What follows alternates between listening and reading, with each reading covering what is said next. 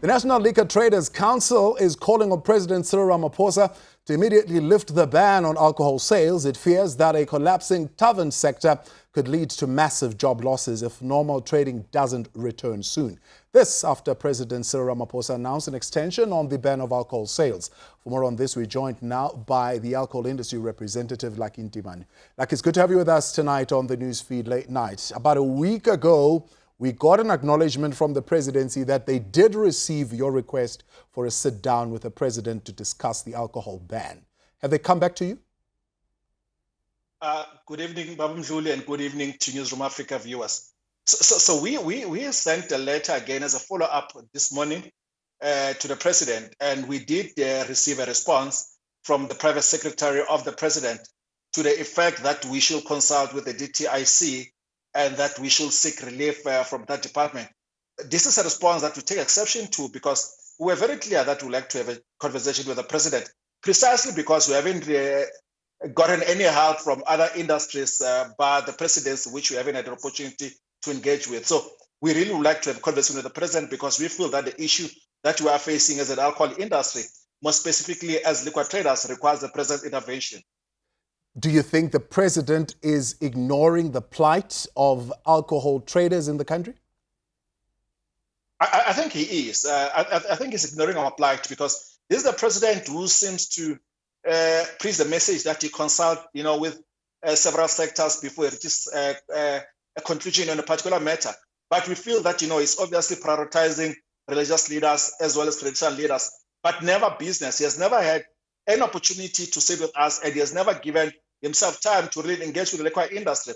This is surprising for someone who used to sit on a board of SAB for over 5 years. He understands the industry and understands the issues that face us as liquor industry. So we really feel that, the president is not really taking us seriously.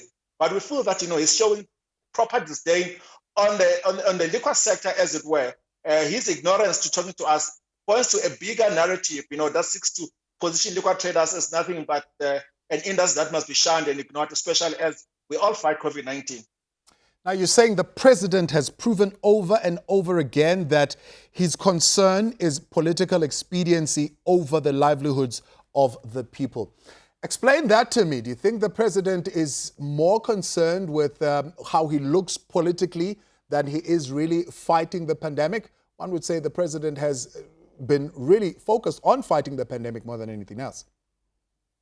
Yes, maybe he has been focused on fighting the pandemic, but to less success. We saw the bungle with regards to vaccines. Only now that the country is waking up to finding solutions with regards to vaccine. But that is not our space. Our space is liquor industry. And we are saying that, as an industry, the president has really failed to come to the party to support us. He is on record as stating that he doesn't have any funds to support us as an industry. An industry that contributes over 200 billion, towards the coffers, of the economy. But he has no time for us, and he has no interest in actually looking for ways in which he can support liquor traders. We are small black-owned businesses that support the township economy as well as 250,000 jobs. And yet this president finds no time to really engage with us to look at issues of common interest that can best support government's efforts in fighting against the COVID-19 pandemic, as well as ensuring that livelihoods are preserved. We feel that this president takes no notice or due regard to ensuring that livelihoods of black-owned businesses are secured. You're calling at the minimum for the lifting of the ban on off-consumption. Have you received any reason up until this point from any quarters as to why off-consumption was banned? No, we haven't received any reason whatsoever why off-consumption was banned, because we feel that the characteristics that underpin off-premise are similar to a normal grocery as you go and buy bread at a ShopRite or Pick n Pay. So off-premise really calls for going to an outlet and buying liquor and enjoy it at the comfort of your own home. So there is really nothing that will further support the spread or even issue of congregants, meeting in one place that will be seen as a super spreader event. Because this is a simple transaction where you buy and consume liquor at the comfort of your own home. We really struggle to understand the government's reasoning around why liquor is not allowed to be consumed at home. Yeah. But this is something that, we have come to expect from this government, that they don't consult. They just take decisions that have an effect on 1 million livelihoods without even a care in the world to just consult. What do you think your prospects of influencing or even convincing the DTIR, never mind the president, considering that the country has now reached 4,000 deaths, over 40,000, I beg your pardon, deaths. You're looking at daily infection just over 10,000. For example, in Gauteng, that expected to peak. And already there is some strain that is being seen in our hospitals, even though the MEC says, look, we still have enough beds. But you can see they are making, for example, the off-site Nasrec Center to now be able to take more patients. There's clearly some kind of pressure that is being felt in the health system. We are the only country in the world that has banned alcohol. And we continue to go and continue in this wrong path. What we are saying, Babu Mdluli, is that let's find a way in which we are able to balance the issue of livelihoods and lives. We cannot continue with this single issue approach where we feel that closing alcohol, it's a miracle that is going to make coronavirus go away. It's not going to go away. But our feeling as the liquor industry, more especially liquor traders, is that this president has launched a second pandemic on us, which is poverty. Even though we are dealing with the issue of COVID-19, now we have a serious issue of poverty that our members have to deal with. Our members will not be able to survive beyond 7 days if they're not allowed to trade. We feel that really government needs to sit down with us and look at ways in which we can be able to balance the issue of livelihoods, which is something that the president has largely ignored together with his government. Yeah. It's the third ban on alcohol, one would say. What is the likelihood of a comeback from the industry and a recovery of any sort? So the third ban, Tabo, what it means is that it's 18 weeks of non-trading for us, which is over 110 days. This is a serious matter. We feel that more than half of the taverns that we have in our base, which is 34,500, will really struggle to come back online. If we look at the jobs issue, which is 250,000 that are linked to the tavern sector, those are the people that tomorrow are not going to go to work because taverns are closed.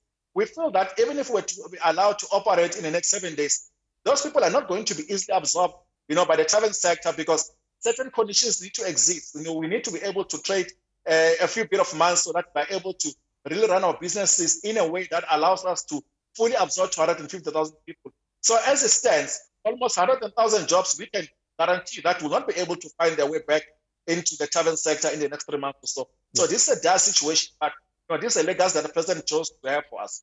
Coming out of the 3-day ANC Lekgotla, I suppose the president is well aware of the unemployment situation. In fact, he mentioned it, that the Lekgotla of the ANC spoke about the 2 million people over and above the others who were already unemployed, who've now become unemployed because of the COVID-19 pandemic. And he is pinning his hope on the reconstruction and recovery plan for the economy of South Africa. The president is too theoretical. All he has to do is to ensure that we do not lose the jobs that are in the tavern sector or in the entire alcohol industry value chain, which is number 1 million. The president does not have a good record of creating jobs. All we're asking him to do is to preserve the jobs that are there in the alcohol industry. How difficult can that be? Now, you're also asking for 20,000 per outlet assistance. Not only that, a moratorium on the liquor license fees. And when you say, what difference is that really going to make? Every cent will really make a difference in the lives and livelihoods of our tavern owners. So the moratorium will assist us because the liquor traders have to pay almost 5,000 rand per year to renew their liquor license in an environment where they're not allowed to trade. So we feel that this will go a long way in alleviating and pushing against the blow of non-trading that stretches to over 18 weeks. The issue of 20,000 rand as an allowance for taverns, we feel that this is a fair amount as it translates to around 780 million rand. If you look at 39,000 taverns that will qualify for this amount, this is a drop in the ocean compared to the 10.5 billion rand that the government gave to SAA, an entity that is non-existent. We are talking about the centerpiece of township economy. 780 million rand will go a long way in ensuring that the township economy, is re-kickstarted and is allowed to support the 250,000 jobs that are dependent on it. Now, you've already received your response. They're saying go to DTI, and the president is not going to obviously have this sit down with you. What is your plan? What's your move? So we actually have responded to the private secretary of the president to say we do not accept that response. We were not making a mistake when we sent a letter to the president. If we wanted to talk to the DTI, we would have written the letter to the DTI. We wrote to the president because there are some issues, Mr. Mdluli, that requires the president's attention. And we strongly feel that this matter requires the urgent activation of the president, especially as he's the one who made a public pronouncement saying that they do not have money to support the industry. So he needs to be the one that clarifies to us, in a sit down as to how must we move forward, how must we proceed, in an environment that we find ourselves in, where, poverty seems to be the defined destiny for us as liquor traders. So your attitude is it's the president or no one else? 100%. It's the president and no one else. Akintimane, I appreciate your time. Thank you for joining us tonight, representing the alcohol industry, calling for a sit-down with the president to discuss issues around the alcohol ban, saying most of their members will not make it past the next 7 days.